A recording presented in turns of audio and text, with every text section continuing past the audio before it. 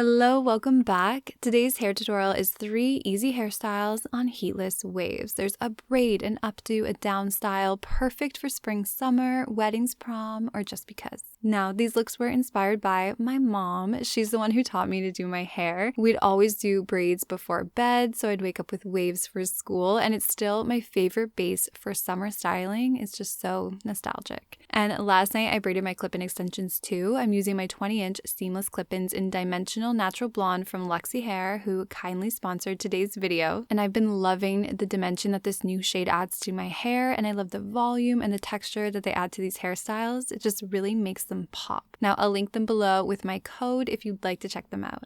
This first hairstyle is the dreamiest summer look. It's soft, romantic, and so easy. Start by taking a small 2 to 3 inch section from just behind your hairline, and I like to leave a little bit out in front so it frames my face. Begin a simple 3-strand braid, crossing the outside sections underneath the middle, and keep your sections close together as you braid. This will help the ends naturally start to braid themselves as you move down, so you don't even need an elastic. Now, once the braids meet, gently pull your braid apart to create an opening and flip your lower braid up and pull it all the way through, and it will hold, which is one of the reasons why I love this style so much. Then leave some hair in between and create another 3-strand braid. And then you want to repeat on the other side, and since I part my hair on this side, I placed 1 clip wefts under the section to incorporate them into my braids just to add a little bit more fullness. Now gently pull each braid apart to add volume, and to finish, I tucked in a few flowers. You could use wildflowers or even dandelions. I love this hairstyle. It's soft, whimsical, and perfect for anything from a picnic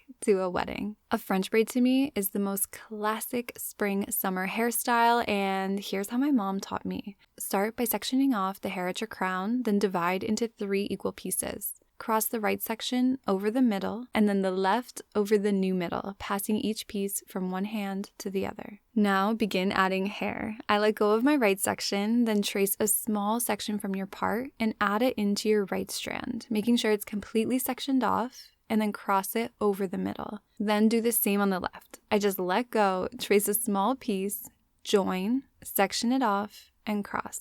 I like to slide my fingers down the sections as I go to untangle the ends and keep everything smooth. Continue this pattern, adding small sections to your outer strand with each crossover, and I added 3 on each side just to keep the look soft and romantic. And once you reach your neck, evenly divide the remaining hair into 3 sections. This will help ensure each section is the same size so your braid is even all the way down. Then just continue a simple 3-strand braid and secure it with a clear hair elastic. To finish, I tucked a few flowers again. It's such an easy detail that makes the whole braid feel special and summery. This last style is a 1 elastic updo. It's easy, effortless, perfect for the warmer months. Start by gathering your hair into a low ponytail and secure it with a hair tie, but only wrap it twice so you still have 1 wrap left. Then gently loosen the hair around your crown by pulling upward to give that style the effortless, lived-in look. Now, with your right hand, slide your index finger and thumb through the top of your elastic, almost like a pincher. Your thumb underneath, your pointer on top. Now, with your other hand, twist your ponytail 2 times away from your face, then bring it upward and loop it around your index finger to the left.